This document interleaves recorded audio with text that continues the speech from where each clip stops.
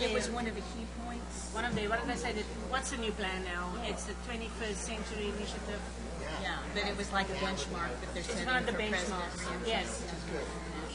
So we have every year we have to report how many of our students went overseas, how many of our faculty went overseas. Yeah, big time benchmark stuff we need to report on. Well, that's good. If they're going to start measuring it, then they'll have outcomes. Well, but you're right. They need to put money to it because it's expensive to get money to travel international. It's not easy. What they do is we take the students every year and take school to Hungary. Oh, wow. So what the professor does to do it, he asks the students an extra $200 so that his stuff can be covered. But I feel I know a lot of. I think they do with the band. The kids go on these band trips. All the kids pay more, so then the chaperones and the band. now that's okay, but I mean I'm thinking I don't know. Yeah. Like I'm not putting It myself. depends on what the focus of it is. You know, I mean, I think, yeah, the band it's just like it's to perform. It's a lot of having fun too. Yeah, Nathan's a senior, and then Carrie's a sophomore. Yeah, amazing. Carrie's 15 and Nathan's 17. I know it goes so fast. Well, that's funny because I first met you 15 years ago when I started you. Right? So you were having infants. Yes. And I remember seeing her because you were at the CBC with Andrew for children. Yeah. Oh. So they would come and sing. Yes, They would come and sing on a Sunday in the little church choir after they did, like some kind of week. Yeah. And then I would see you there with your kids. That's funny. That's right.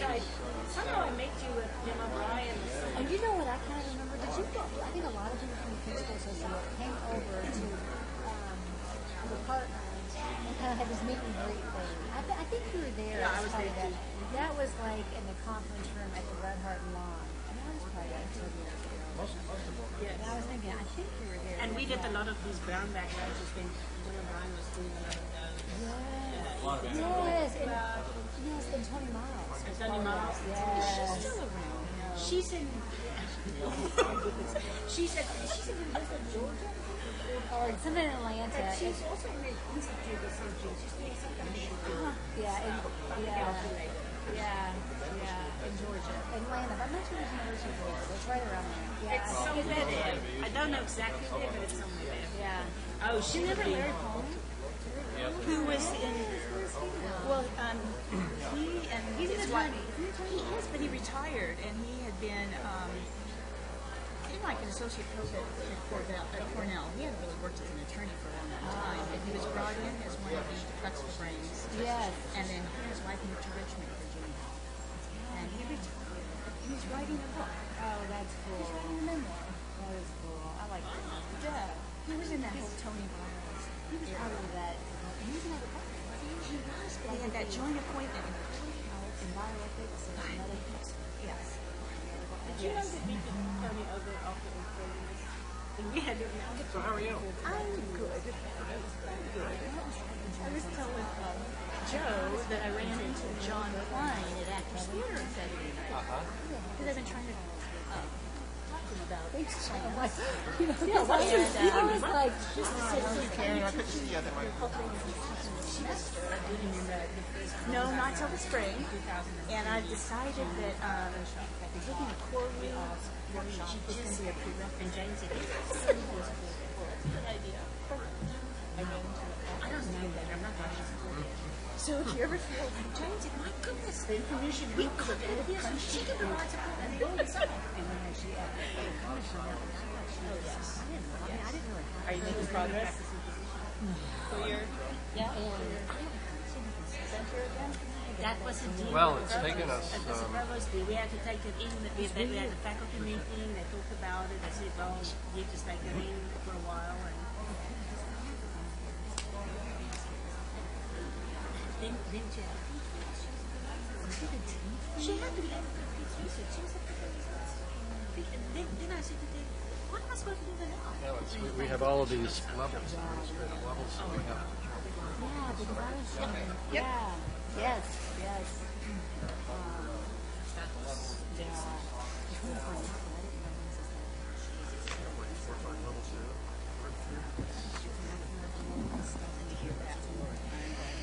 Okay, I think we're going to go ahead and get started.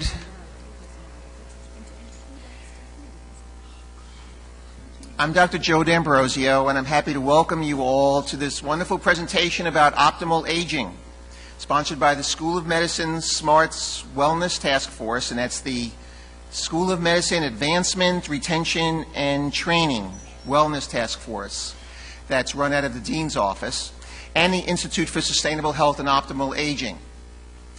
You all know that the views on aging are changing at a rapid rate. Baby boomers born between 1946 and 1965 are the largest influx of adults to affect the healthcare system, and they're changing the way aging is conceptualized. Scholarly and medical opinions of what the baby boomers want for their aging future is shifting from solely addressing physical and biological needs to include a more holistic approach addressing social and psychological needs. Aging is no longer looked at as a life course that ends in decline. Rather, baby boomers are asking us to look at aging through a different lens, and we will do that today. Today's presentation comes with a money-back guarantee that you will age optimally for 55 minutes because you're doing something for your health. So I have all of our speakers' CVs, and what I'm going to do is introduce each one individually because their CVs and bios are long, and I've sort of culled them down. Our first speaker is Dr. Anna Faul. She's the Executive Director of the Institute for Sustainable Health and Optimal Aging and the Associate Dean and Professor at the Kent School of Social Work. She's a Hartford Gerontology Scholar, has been awarded 16 awards for excellence in teaching. She's published numerous peer-reviewed articles and book chapters and has presented over 70 peer-reviewed national presentations. Her research focuses on implementation of evidence-based biopsychosocial interventions. But before you begin, I don't know what is going on here. It's picking up somebody's... Oh my gosh. Technology. Just, you were falling asleep, right? Not anymore.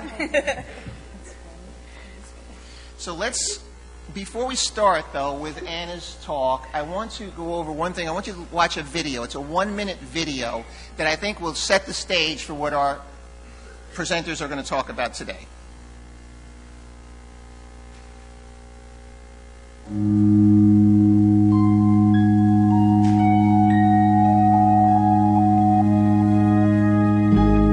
What will your last 10 years look like? Will you be quick enough for a game of tag with your grandchild? Strong enough to embrace every moment?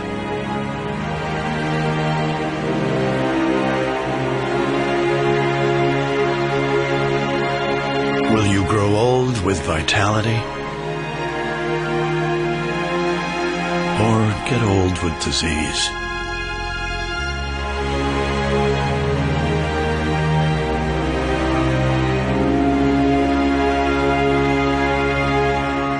It's time to decide.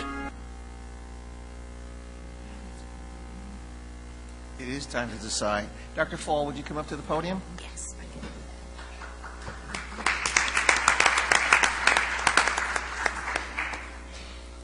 Thank you, Joe. Okay. Today I have exactly 10 minutes to shift the focus of how you think about aging. I hope I can make that happen, but I want us to think about a new paradigm for the baby boomers. So I want to talk to you a little bit about what does optimal aging and sustainable health means to us. And then what is the role that mental health plays in optimal aging in this journey of us. And then just share with you like a little idea of where we can be, and that's a blue zone. So, and I'll talk to you about that in a minute. So before I begin, let's just figure out for 1 minute what we mean when we refer to aging. So if I were to ask you in the audience, who consider yourself an older adult? Anyone? I'm not sure. I don't think so. Okay. What makes us old? Is it a change in a social role that we start having? You know, like many deans are currently retiring at the university. Are they now old? good question. Is it when our children move out of the house that we are now suddenly old, like I am? My kids are out of the house, and I feel very excited about that. I don't feel old. Then could it be that you start to have a change in your capabilities? Maybe you suddenly have high blood pressure that you never would think you would have had. Maybe you had some issue with your health. Maybe now you're old. Maybe your cognitive health is declining. I'm forgetting a lot of things these days. So, is it that I'm old now? I don't know. Is it because I change in appearance, Someone said the other day to me, every day I spend 1 more minute at the mirror to see if I can look the same as yesterday, and every day is a failure. So, is that what we're doing? So maybe we need to look at each other and figure out, are we old or are we not? Or is it just all in our head? So, I think it's all in our head. And I want to share with you, this picture on this side is me as a little girl. I am a first grader. I'm going to school for the first time, and I am so excited. I am old enough to go to school. So, technically we can say that I started to age right there, because that's my first day of entering into a school system, and it was scary. And I had to undergo a lot of new things, but I felt so proud because I'm old enough. But we lost that proud over the years. We lost that proud that we feel about ourselves aging. So this middle picture is me last year when my son got married. And I thought to myself, maybe now I'm old. Now my kids are out of the house. My oldest son is married. My daughter got married 2 weeks before him. Maybe I'm old now. And again, I really didn't feel old. So I asked my son, my third son, to make me old using technology. And that's the last picture. And he's drawing me there at the age of 80. And since then, I haven't talked to him. But because I really don't like the picture. However, maybe when I look like that, I would say I'm old. But maybe not. Maybe that will just be my new normal then. So maybe, in essence, we should think about aging as living. Doing the things that we've done all our lives, and every time looking at something new as exciting, and trying to figure out ways to treat aging not as a disability, but as wisdom that we are gathering along the road. I started as a first grader, feeling excited about the world. If I would have known what I would have to deal with in school, I don't think I would have been so excited. But it was part of my journey. If I would have known what it would be like to be with an adult child who's married, who calls me every now and then, Mom, can I borrow some money? You know what? Maybe I would have thought, that's my time to get old. But maybe that's not even that. It's always about looking at anything that happens in your life from a different perspective than this negative thing that we try to put to aging. So with that, let me take you to an operational definition of optimal aging. It's really the capacity to function across many domains. And these domains are the physical domain, the functional domain, the cognitive domain, the emotional domain, social domain, and the spiritual domain. We need to be able to function in all these domains despite one's medical condition. So we try to figure out a way to live optimally. So what does it mean? Physical wellness means that's where we exercise, where we eat well, where we sleep right, where we play, where we relax. That's the physical wellness that we all need to focus on. You can hear a lot about that today. It's also about social wellness, where we are good neighbors to one another, friends, relatives, partners. We'll talk a little bit about the impact of social wellness on our mental health in a minute. Also emotional wellness, where we express and respond to diverse feelings without harming anyone. That we learn how to react in a positive way to things that happen to us. Purposeful wellness is where we engage in rewarding activities and use our talents and experiences in a meaningful way. So it's that feeling that I mean something, that I can still make a change for people. That's a very important feeling to have. Spiritual wellness is where we develop a sense of connectedness with something bigger than us. And that's also important for us. And then intellectual wellness, where we are still able to do something that stimulates us and helps us to feel connected to culture and art and all those things. So all of these things together is optimal aging. So, what's the role of mental health?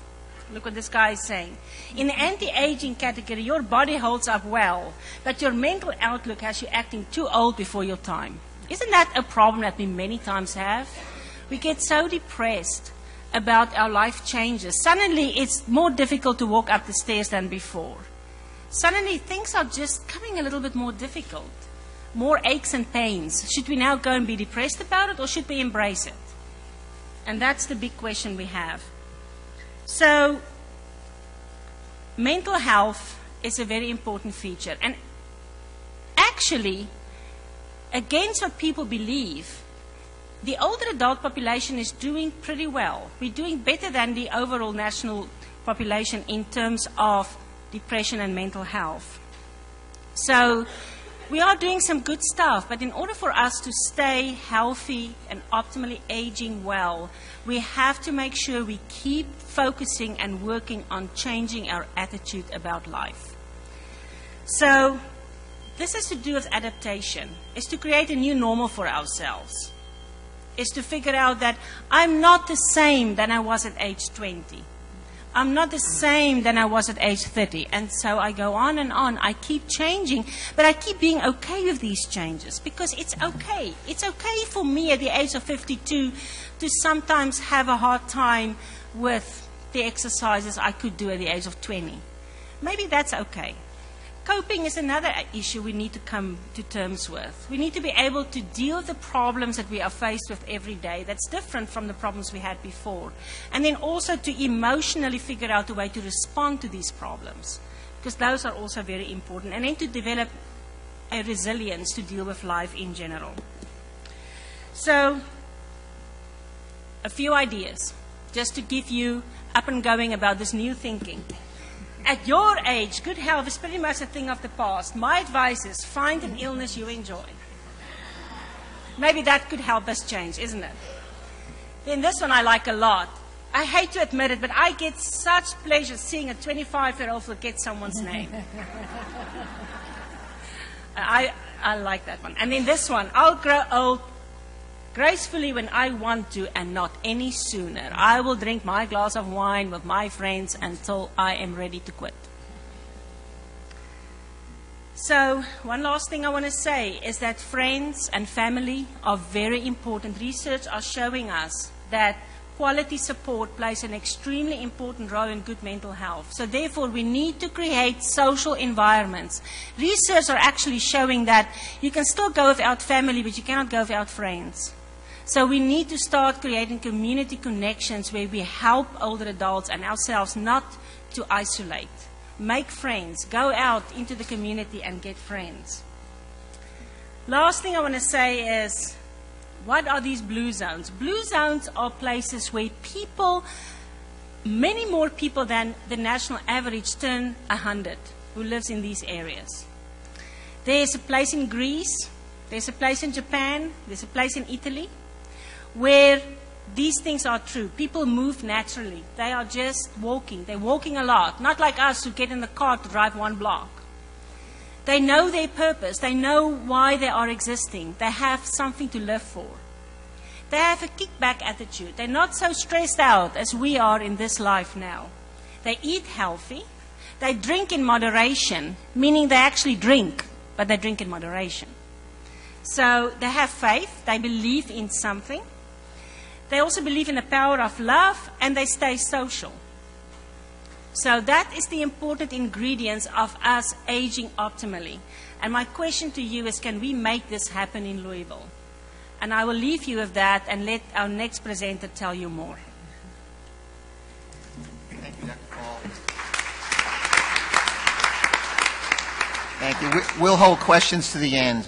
Next is Dr. Christian Furman. She's a professor of geriatric and palliative medicine in the Department of Family and Geriatric Medicine at the University of Louisville School of Medicine and medical director at the Institute of Sustainable Health and Optimal Aging. She's board certified in geriatric medicine and hospice and palliative medicine. She's a fellow in the American Geriatric Society, and she sees patients in the university's geriatric medicine outpatient office and at the Geriatric Medicine Hospital Service. She's also medical director for Masonic Homes of Louisville and Mercy's Sacred Heart. Christian Furman.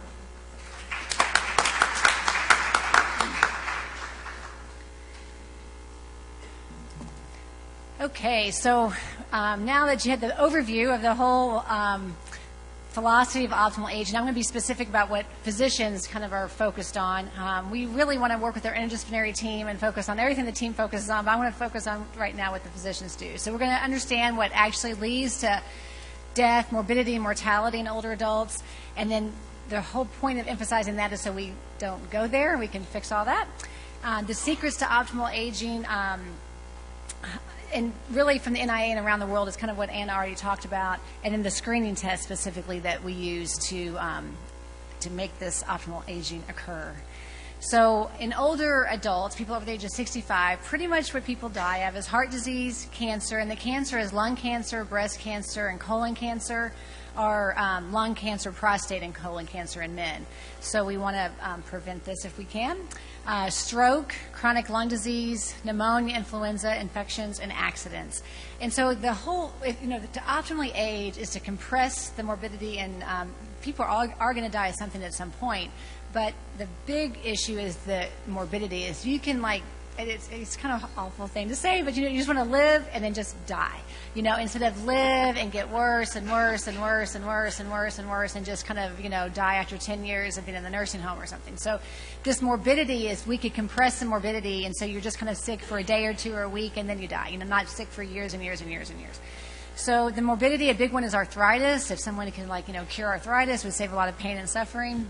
But it's amazing, I think it's kind of what Dr. Faul talked about, is that people do have arthritis and they live with it fine, and some of them don't live with it fine. So what is that secret? And it's kind of what they said at these blue zones, the family, the community, the attitude.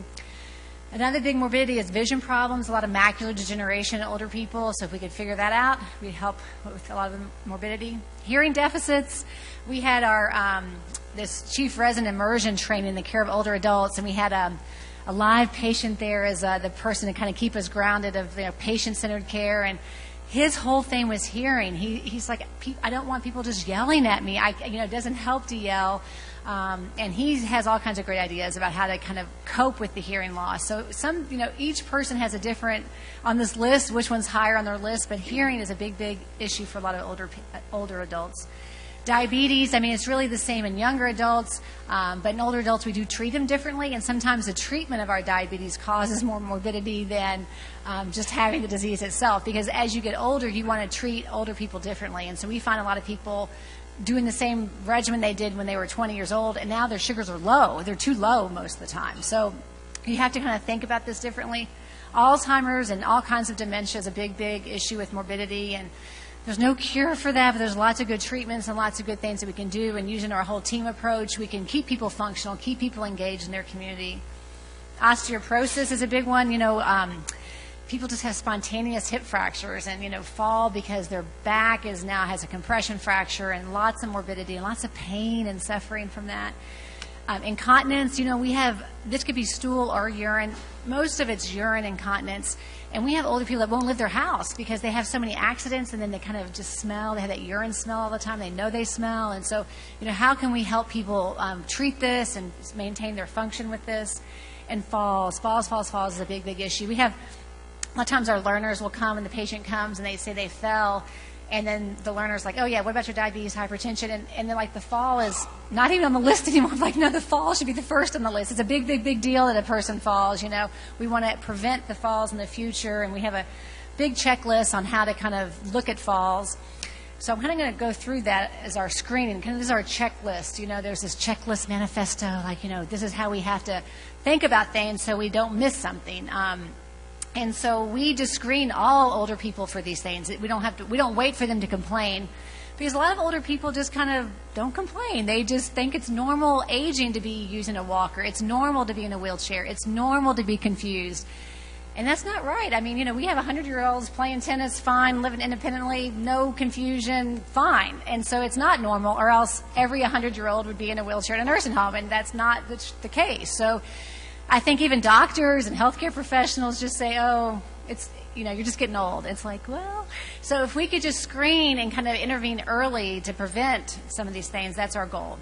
So for mobility and falls, we do a get up and go test where we just watch the person actually walk, because a lot of times if you go into the exam room, the patient's already on the exam table, you never actually see them walk. We had people discharged from the emergency room, and it's like, excuse me, they can't be discharged, they can't walk, you know. So it's pretty basic, but sometimes it's missed. The cognitive screen, you know, there's lots of different ways you can screen for people's mental status. The mini-cog is one, the mini-mental status exam. But you have to do some official screening tests, because if you just talk to somebody, they can talk back pretty good, especially women are very socially appropriate, and they just laugh and change the subject. And the students and the residents are like, oh, he was fine. I'm like, he has dementia, you know. They can miss it, you know. So you can't just talk to people to figure out if they have any memory problems. Incontinence screen, you know, really just asking about incontinence and stool and urine. The depression screen is a geriatric depression scale. It's a 15-point scale that we ask everybody. We do it once a year. Because older people won't necessarily, you know, it's a different generation. They won't necessarily, like 80 and 90-year-olds don't say, I'm depressed. You know, that wasn't in their vocabulary 80, 90 years ago. So you have to really specifically ask these questions. Nutrition evaluation, we have a lot of older people not eating. You think they're eating, but they're not really eating very well. And so they're losing weight, and, you know, you can't live without food. And it's amazing how they just kind of get in this rut where they're just really not eating very well. So we specifically screen for nutrition. Osteoporosis, the DEXA scan is what we use. And, you know, the whole point is doing this early before they get all the compression fractures. So these are screening things that we do like in 60s, 70-year-olds. The ADLs and IADLs, that's the activities of daily living, which are the basic things you have to do to survive. You know, you have to dress yourself, to walk, to eat, transfers, and you know, if you wait until they lose those functions, you've kind of missed the boat. But still, you have to screen for those because you can fix some of those. And the IADLs are the instrumental activities of daily living. They require an instrument. So it's like driving, paying the bills, taking their medications, cleaning, cooking, doing the laundry. And this is the first to go. So if you can kind of do this screening test and figure out, hey, they're not driving. Hey, they're not doing their bills right, you know, before the lights get turned off, you know. Hey, they're not taking their medications the right way. And really screen for these things. You can intervene early before it gets too late. But, you know, I tell this to the residents a lot. I shouldn't have to go look at the person to figure this out. In the dictation, in the documentation, in the assessment, it should say, how are they? How functional are they? So everybody has a good baseline of what's going on. The only way to fix it is to know what's wrong. And advanced care planning is a big thing that we do in older adults to kind of as a screening process to figure out what are their wishes, how do they want to be treated, what are their goals of care. The MOST form is, I just had to put my plug in for this. This is the medical orders for scope of treatment. And Kentucky just passed this as a law. It was signed into law in March by the governor, and about 16 other states have this as law. It's a bright pink piece of paper that goes to the patient where they would go to the ER, the oncologist office, to the hospital, to the nursing home, to the dialysis center, that says, this is my wishes, DNR or not, you know, full code or not. Feeding tubes or not, antibiotics or not, go to the hospital or not. This is what my orders are. And so the Kentucky Board of Medical Licensure kind of owns this now, and it'll be rolled out October, November. And so you'll start seeing this and start using the form, start documenting patients' wishes. It's just so patients' wishes can be honored. And if they don't want to go to the hospital, they don't have to go to the hospital. If they don't want to be coded, they don't have to be coded. Polypharmacy is a big thing that we look at, and lots of interventions here to keep people optimally aging by getting rid of a lot of medicines that they're on. If you see a lot of these 100-year-olds, they're like on no medicines. And it's probably because they have like no medical problems. That is why they're 100 years old. But also, you know, they don't have a lot of misadventures with some of these medicines that can get them in the hospital where their sugars are getting too low, their blood pressure is getting too low. So we definitely look at that. And then vaccination is a big thing to keep people healthy and optimally aging. And I think Mary just gave me an article about this yesterday, but, you know, younger people get their vaccines because a lot of them can't start school without their vaccines, you know. But older people, it's kind of just a lot of education, public service announcements, your doctors, you know, how do you make sure they get their vaccines? If they go to the nursing home, they're going to get their vaccines. If they go to the hospital, they're going to get their vaccines. But just normal people sometimes don't get their vaccines. So the big one that we want is shingles, and that's one-time dose. Pneumonia vaccine, one time. Now there's a new one, Prevnar 13. You can get a booster. The flu shot is every year. Now is the time to get the flu shot. And tetanus is once every 10 years. So this prevents a lot of pain and suffering. Pneumonia, like you saw, the reasons for death was pneumonia and influenza. So if you can get your vaccine to prevent pneumonia and influenza, then you have prevented a death potentially. So these are really, really important. And I think that's all I had. So that way you all can help your patients age optimally. Thank you, Dr. Furman. Thank you.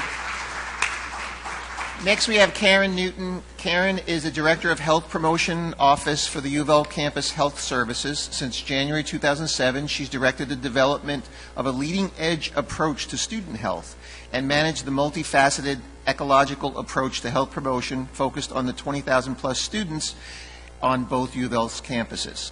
Formerly, she was Project Director in the U of L Department of Family and Geriatric Medicine, focusing on integrating behavioral health and residency training and chronic illness initiatives. She's also been Director of Health Care and Self-Services at the Healing Place Homeless Shelter and Residential Alcoholic and Substance Recovery Program. She has a Master's of Public Health and a degree in Nutrition and Health Promotion, and she's a registered and licensed dietitian. Thank you, Karen.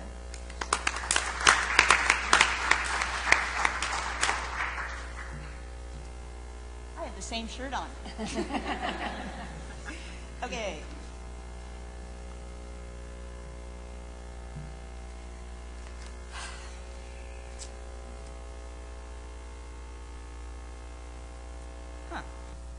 There it is. I love Ferris wheels. Anybody else love Ferris wheels? Yes? So I'm going to start with just a little bit of a story to create some of the urgency that I feel about nutrition, particularly for optimal aging. So let me see if I can get our sound effects going.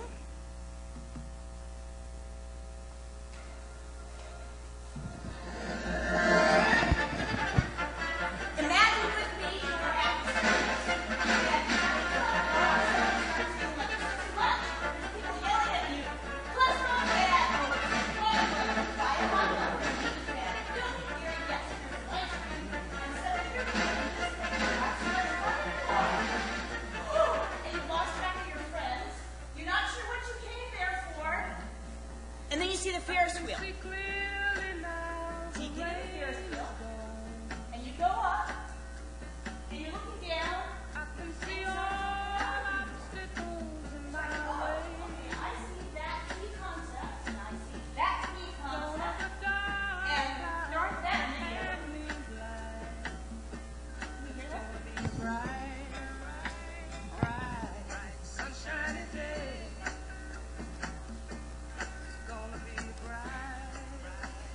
A little bit of background. We're going to try and keep this as simple as possible.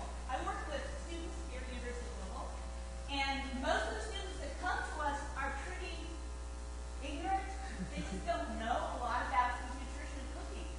So we have distilled 5 simple concepts that we teach over and over and over again.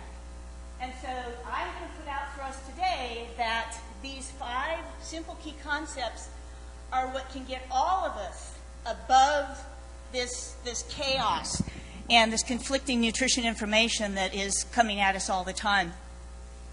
I'm also going to suggest that there's a kind of a convergence about how we should eat in the nutrition literature right now that I'm going to share with you. And then I have a third point about how we can actually get fully charged. So let's start with these 5 simple key concepts that get us above the barkers and the food industry marketing and your neighbor's opinion about her latest supplement or the confusion. And if any of you actually want to see these in writing, I put a copy of one of our documents that we use with students. It's called the Basic Pantry Shopping List. And we include the top 4 here on that. The first key concept that if you adopt this and start looking at all of your food choices, whether it's at the cafeteria line or the food truck or the city cafe or the grocery grocery store or a restaurant, if you start looking through the lens of nutrient density, you will start gravitating towards foods that provide a lot of nutrients relative to the energy, the calories that come in that package. And this will shift your way of thinking about food immediately. This doesn't mean we stop eating foods we love. It means we start gravitating towards foods that are nutrient dense. The other key concept, of course, is how calorically dense is it? How much energy, how many energy units, which are just calories, are coming with that package? Okay? The third key concept, that if you start looking at foods in terms of what portion of that food it matches your current individual goals. Dr. Furman probably has patients who actually need to gain weight. And some of their goals might be to have more portion size, more caloric density. And other folks might eat the same food but just less of it. A huge concept to be teaching as we choose food. And then eating, whoops, it should say eat. Eat locally and sustainably grown. We know that the foods that are sustainably grown on this planet are the best for the planet as well as best for our human bodies and our human health, and contributes to our own sustainable living and optimal aging. And then number 5 is like the ringer. This is the 80-20 guideline. If 80% of our daily food choices are nutrient dense, then we get that other 20% for just play food. This is if you go to the circus, or you go to the state fair, or you go eat pizza, or you drink some beer. Those are the 20% foods. And these 5 key concepts I'm giving to you today for optimal aging. The convergence of the nutrition literature, since I was at Loma Linda 35 years ago, where we were taught all different kinds of therapeutic diets, one for heart disease, one for diabetes, one for art. They're all the same now. The clinical nutrition guidelines for the minimizing of this non-sustainable way that we've, can so easily eat in our culture, and to start reversing some of that, as well as strategize for optimal aging, this is what is converging in the literature. Eat mostly whole foods, mostly plants. Michael Pollan coined the term, right? I think that's kind of a summary. He also says avoid those edible non-food substances. Minimize the added fats in animal foods. This is that sustainable part. The most challenging crops on our planet in terms of our planet's sustainability are animal crops. Minimize refined sugars and artificial sweeteners. Sports drinks are just sugar water. Of course, sodas. And then the artificial sweeteners are really up for debate because they do seem to stimulate insulin, whether there's energy in them or not. And then we categorize juices as also sugar water because they're so concentrated, and suggest you eat the whole foods. Chewing. Now, this is a fun strategy. It turns out there's actually a cascade effect that occurs all the way down through the gut, and it begins in the mouth with chewing. So if you're eating more whole foods, you're chewing more, you're masticating, that's actually triggering some benefits all the way down. And then we have just recently completed a U of L Smart Plate, and there is a view of it right here. We're putting this out for comment. It'll be posted on our website at Health Promotion. If you yay, nay, or like various parts of it, please let me know. But what we have done is distill the scientific literature, the nutrition literature, into this graphic. This is also available for you as a guide for optimal aging. All right. The other summary, like ... is I already suggested that we eat real food, and that's kind of whole food, as minimally processed as possible.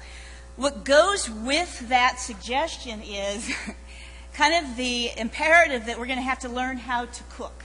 And this is where we stumble with our students, because most of our students who come to us do not know how to cook. They cannot feed themselves. They're dependent on someone else to feed them. So there's an assumption there about eating real food and know how to cook it. And then we also have to acknowledge the other key concepts along with the food, nutrition, and cooking that have already been alluded to, that the regular physical activity, regular sleep, and then that ability to connect and stay connected with other human beings are all important and all get wrapped in to how healthy your body is. So I would like to suggest that to launch into a new view of optimal aging and sustainable living with your nutrition strategies, you might need some inspiration. And my most latest, there's a lot of inspirational stuff out there, but Tom Rath, do you know Tom Rath?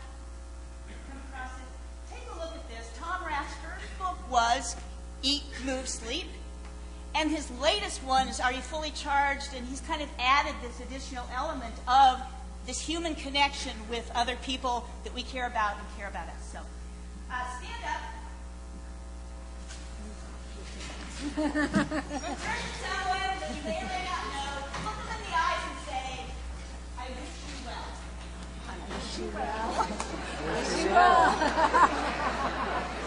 That's good. To have this sister. I know she's good. She kind of makes people move.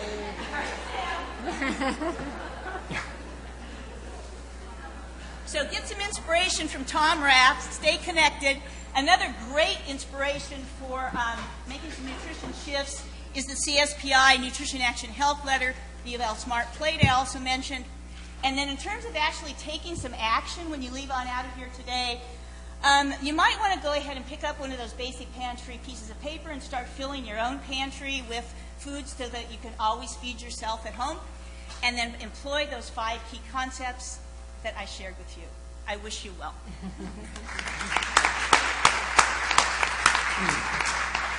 Thank you very much, Karen.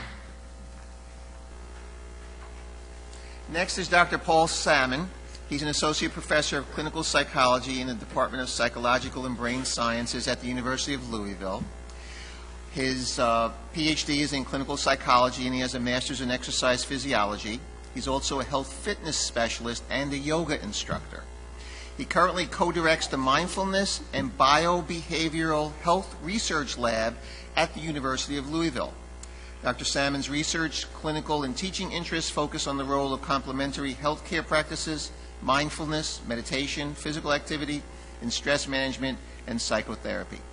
Dr. Salmon?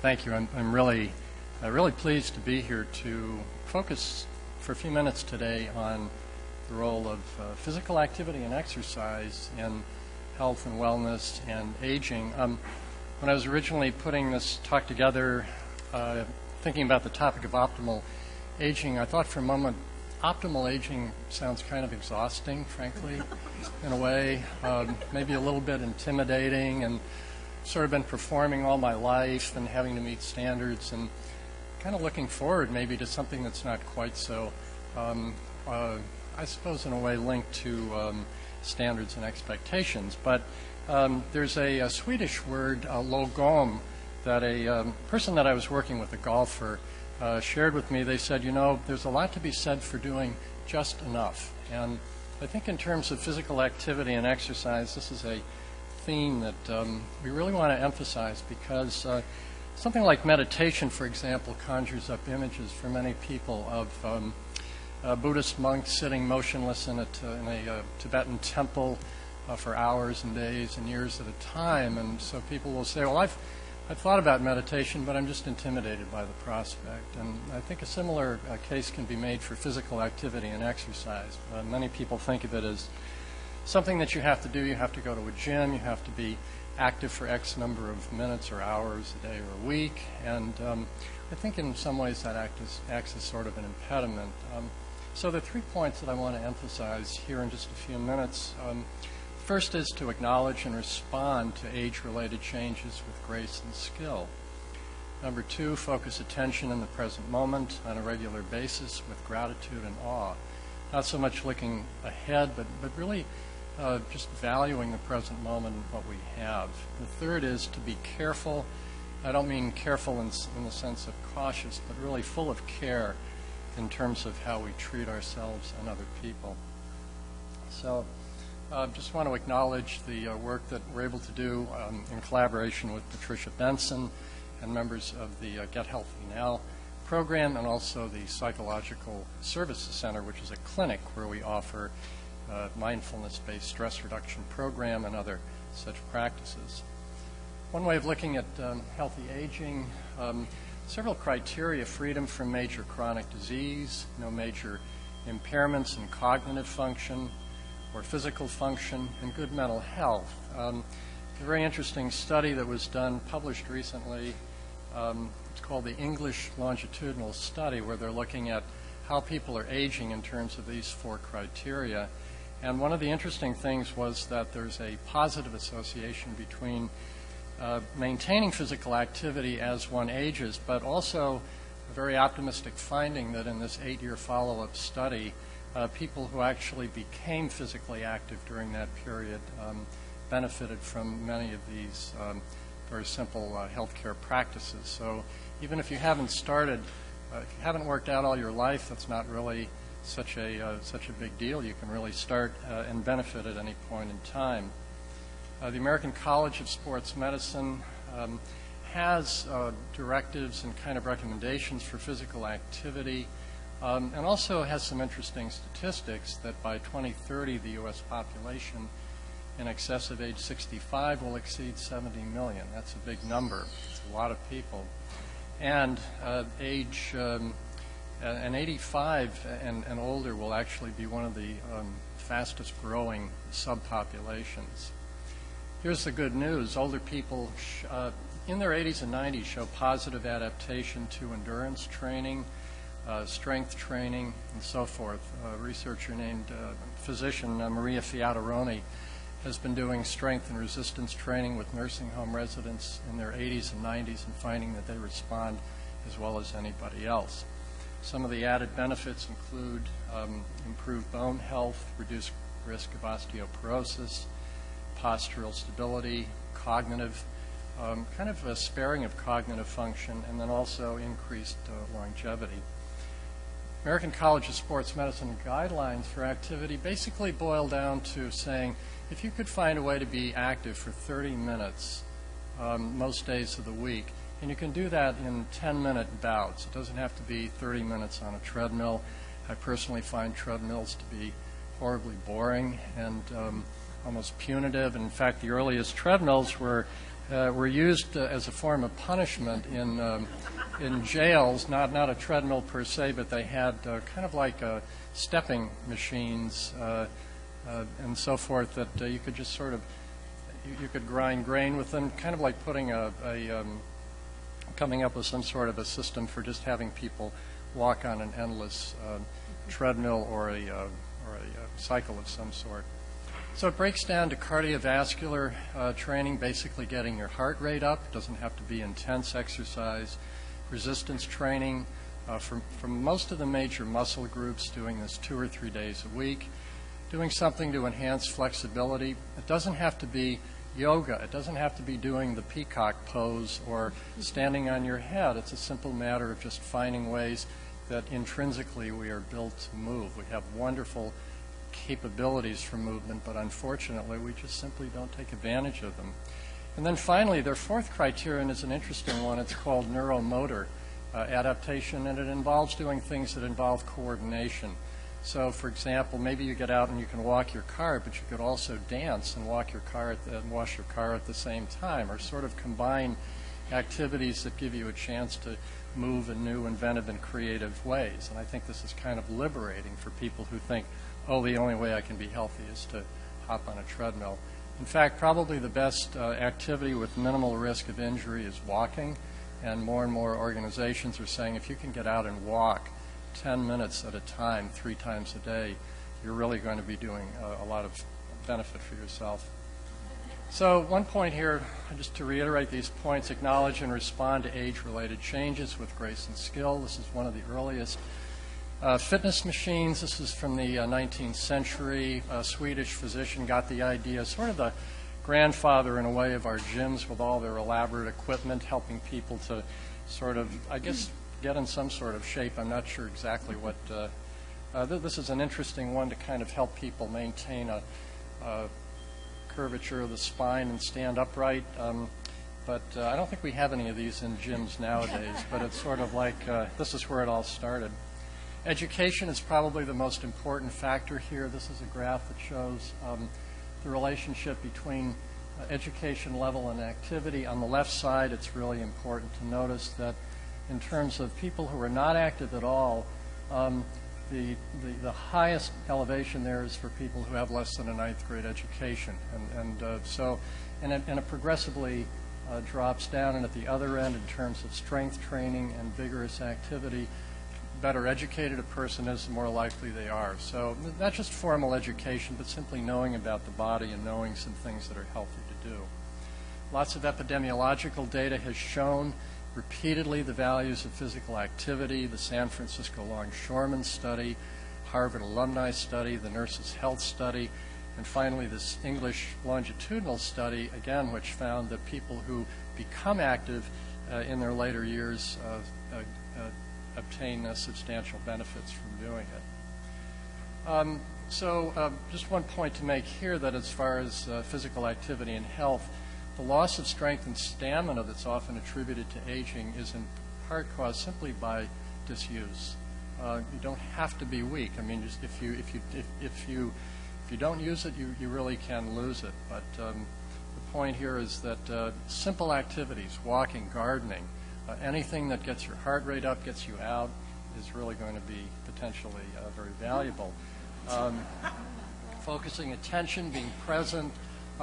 You can appreciate simple things, but you can find people well into their 60s, 70s, 80s who are doing yoga, tai chi, qigong, and other forms of activity, and there's always something you can learn.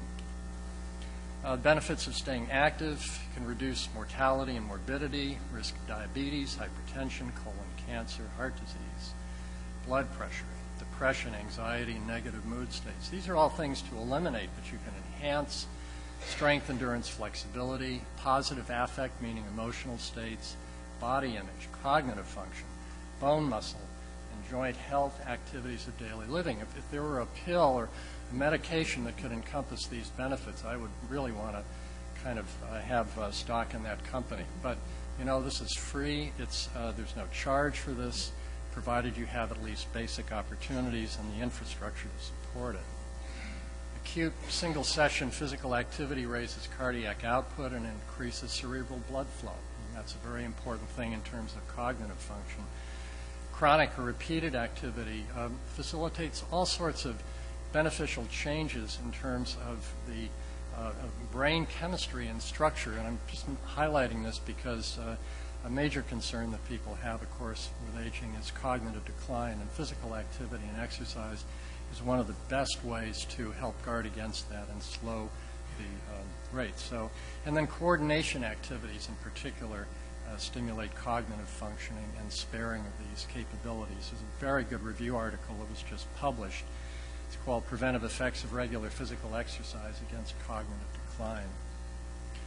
My third point was to be careful, full of care in how you treat yourself and others. I just love this slide. These are two competitors, one of whom is significantly physically challenged and is being helped by another person. So I think the important message here is if you're getting into exercise or physical activity, be kind to yourself and be kind to other people, and look for ways of supporting what other people are able to do and what you're able to do. And I want to kind of just finish up here, just mentioning very quickly a really nice book. It's called Urban Mindfulness by Jonathan Kaplan. And he talks about exercising with acceptance. I'm just going to paraphrase a couple of the points that he makes here. First is describe what you do without judgment or elaboration. He says if you run twice a week, you're running twice a week. It's as simple as that. It doesn't make you bad or good. It's just what it is. If you can't do a headstand in yoga, you can't do a headstand. Neither scenario makes you worthless or marvelous. freeing yourself from comparison with others. Often we devalue our workouts because somebody's always faster, stronger, or more skillful than we are. Or we compare ourselves in the now to ourselves in the past when we were much more athletic, slim, and fit. Doing so increases your likelihood of pushing yourself to your limits, beyond your limits, in a way that may cause injury. You might add too much weight to the bench press or strain yourself during yoga just to placate your inner critic. Be grateful and appreciate what you can do and have done. Being able to exercise at all suggests having a body that's capable of moving and helping us get through our lives. In mindfulness-based stress reduction, which we teach, we do something called the body scan, which is really kind of like taking a Greyhound bus tour through your body with an attitude of becoming familiar with how it's working and functioning, even when you're maybe experiencing pain or disease. As long as you're breathing, there's more right with you than wrong with you. Not surprisingly, with this perspective, people realize that many parts of the body feel fine and work well. Similarly, for our exercise routines, it feels better to acknowledge what's working than to dwell on what's wrong. And finally, accepting and learning from being injured or inactive. When we move, we're all more likely to be injured. It's a risk inherent in any activity. Over time, we can accumulate injuries that turn into chronic conditions if we rush the healing process. It might not be fair or what you want, but that's how things are. Most likely there's something you can do physically. Maybe it's not specifically what you want, but perhaps it reflects the value you place on health, which underscores your commitment to exercise in the first place. And I just want to end with a quote by Arthur Ashe, who I think was a very, very courageous person in many, many ways, a fantastic tennis player, whose life was in some ways kind of cut short, but he lived it to the absolute fullest. And in the work that I do with people who are interested in meditation, physical activity, exercise, or anything, I always come back to this quote. In fact, if you ever receive an email from me, this quote is part of my byline. And what he said was, start where you are, use what you've got, and do what you can. Thank you all very much. Thank you, Dr. Salmon. Are there any questions? I have a question, and that is, if we had to take one takeaway from each of you, the most important thing that you could think of that we need to do to age optimally, what will it be? Anybody could start. Don't take yourself so serious. It's good. I would say exercise. Exercise? Eat, move, sleep, and connect. Eat, move, sleep, and connect. Start where you are and do what you can. Thank you all very much for coming. I appreciate it. Yeah, I love that. Yeah, I love your Ferris wheel, your music, and standing up. That's good. Yeah. Yeah. So I like how you ended it. That was a good, like, just one. And we all played along. We say, what? What do you mean? I'm impressed. It was a good event. Very fun, Yeah. It's such a big auditorium. It's hard, it makes it look like there's a lot of people there. Hey, yes. Oh. Yeah, I get a lot of stuff from you all. I do. We're doing so much. You are. I'm getting it all. Yeah. I'll make sure you want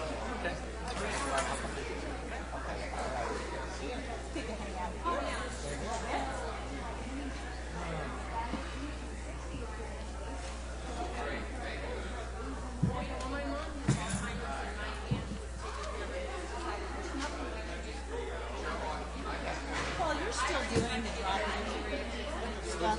Yes, afternoon, 5:30. Okay.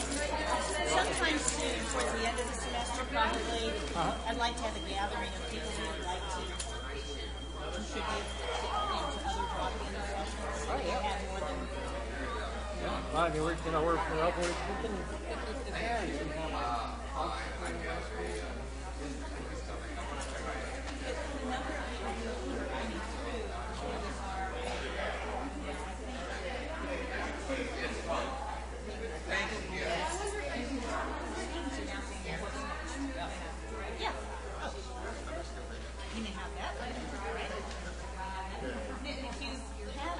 We're going to pop, well, not yet, because we're going to be probably going to put the pictures on the back here, and we're waiting for people to say, wait, I don't understand that. I think that's there's some back there, but I'm not sure if those are trash or not. They look kind of cool. I have one. I didn't eat it. Oh, that's yours? If there's any trash, I'll listen. Good to see you, John. I just follow you everywhere. Where'd you go? Turn this. I found it. Oh, are you? Wait, did you find it? I still review their menu. Like, This is creative. It looks bad. But someone I guess I'll go to. oh, no. That's technology, guys. Well, and I was like, come on over. They said that they didn't have We should have thought about our table. Forgot about that. Do we have one? Do we have them at the Institute? We have one of Let's Say Sustainable Having Up in Uh-huh. Oh, yeah. No, we definitely forgot about it. So. All right. Good. Safe travels to you. Thank you. You and your crew. This one was great. Yeah. Good to see you, John. Really enjoyed it. Thank you so much.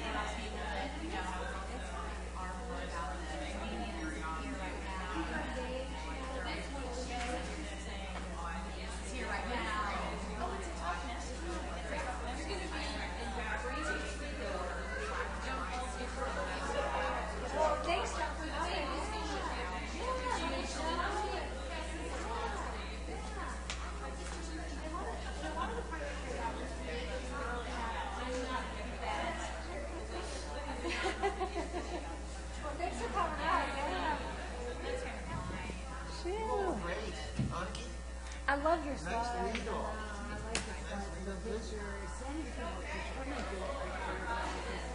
I did have a slide of a person in the tree. I should have put that in there. A person in the tree? An older woman, like a baby girl, climbed up this little tree and put in her tree. You know, I love my box. She took them. She should throw them out. Yeah, I started down to dinner. I'm going to go see Patient Knowledge real quick, and then I'll meet you over there. What time are we meeting? 1:30. Oh, I just have to write this last prescription. Oh. See, we're not having arguments today here, right? No, we just met. Oh, we just met, right. Because, you know, we did talk about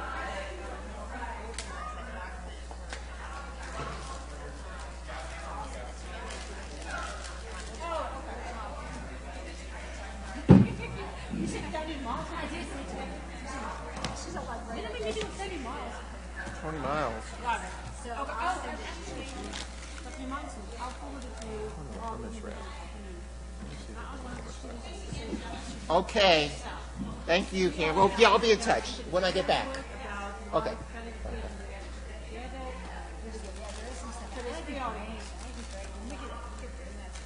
Right. Oh, geez. Thanks, Anki.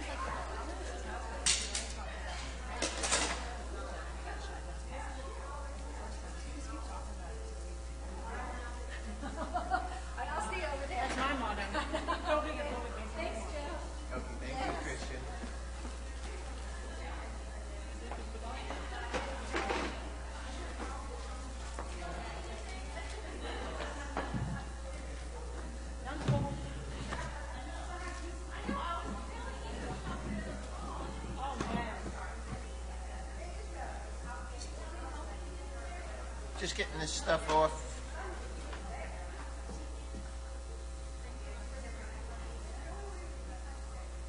I don't know who's, this is mine over here. Oh, this is a hummus? No, that's done.